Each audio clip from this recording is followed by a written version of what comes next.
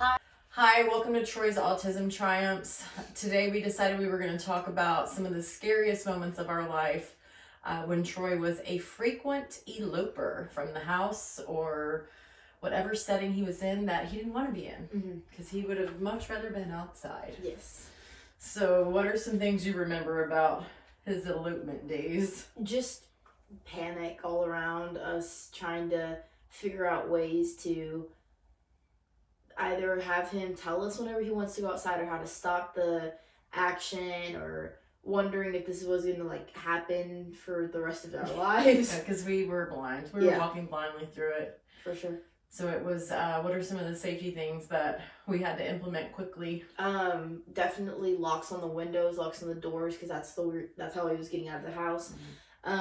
We contacted a lot of locksmiths and lock companies, and they were just completely shut off and shut down as soon as we said lock inside the house to keep him in, because of safety reasons and a fire hazard. So we built our own, and it works fine. There's no safety hazard or anything. It was safe for everyone. Yeah, they wouldn't even let us tell them our story, and they just shut down. So we persevered, and we also just put little locks on the windows, that way he couldn't lift them up.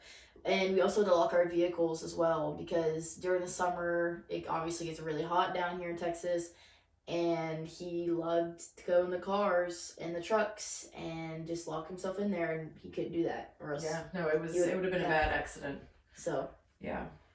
On that note, just as a safety precaution, it would be a good idea, if you do have a child with special needs who's a frequent eloper, notify your neighbors of the situation if they're not already aware, and ask them to ensure that when they get out of their car for the evening or the day, that they're locked and secure, so that, just try to prevent those things from happening at all costs. Notify your neighbors, and also notify law enforcement. That's what we did. Yes, we did. Notified our local law enforcement, and we told them, hey, we've got a little boy out here. We gave him his description, and we told him he had autism, nonverbal, and so if anybody got a call out here, they would know, okay, well, there's this kid with autism, so they know what they're walking into. Right.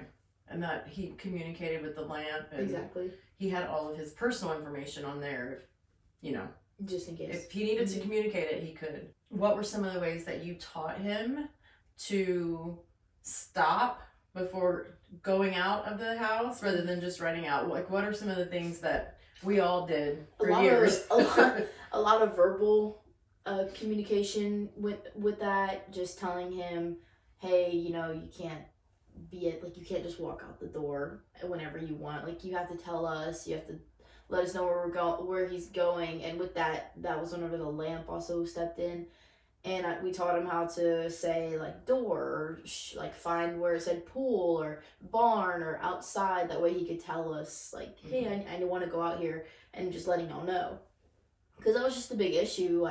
We didn't mind him going outside, we just needed to know when he was going outside. Absolutely. But I think the reason he did go outside a lot of times was for sensory and issues.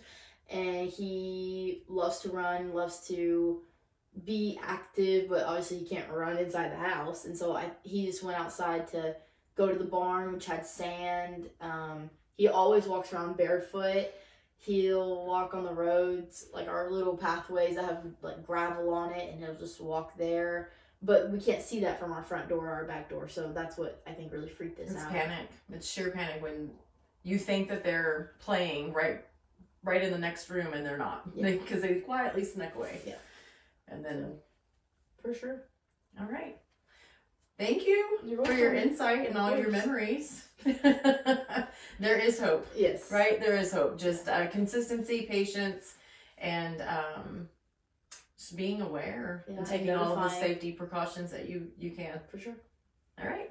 Don't forget to be a friend. Bye. Bye.